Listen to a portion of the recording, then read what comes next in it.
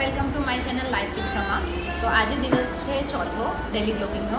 તો આજે હું સૌથી પહેલાં તમને મારા સ્ટાફથી ઇન્ટ્રોડ્યુસ કરાવીશ. તો ફર્સ્ટ છે સુનિલ, જે મારો સૌથી જૂનો અને સૌથી પહેલો સ્ટાફ છે. બીજો સ્ટાફ છે આ છે જય. અને મારા સ્ટાફથી તો ઇન્ટ્રોડ્યુસ કરાવી દીધો. હવે આજે હું અમુક આઇટમ છે નવી નવી જે હું મારા મેન્યુમાં એડ કરવાની છું. તો સૌથી પહેલાં હું ઝોમેટો સ્વિગી પર કરીશ.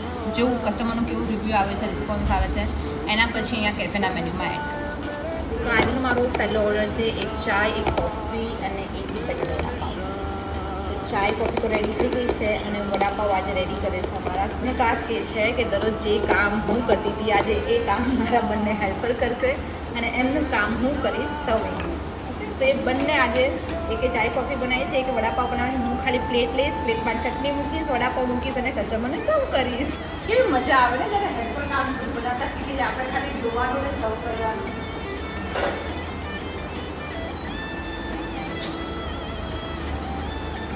ચપ્પુ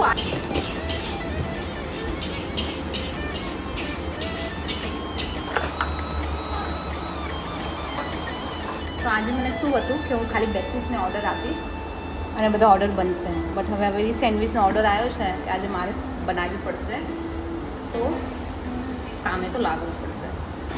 તો બસ હું લાગી ગઈ સેન્ડવિચ બનાવવામાં અને બાકીનું જે કામ છે ચટણી બનાવવાનું ખતમ થઈ ગઈ હતી, તો ફરીથી બનાવી દીધી. સુનિલ અને જય લાગી ગયા હતા. બસ પછી મેં ફૂલ કોફી પીધી, પછી પાછા કન્ટિન્યુ ઓર્ડર ચાલતા તે કમ્પ્લીટ કર્યા અને આવી રીતે મારો દિવસ ખતમ થયો. તો હવે મારો ટાઈમ થઈ ગયો છે ઘરે જવાનો.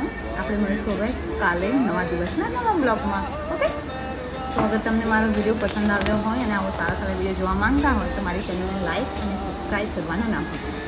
બાય.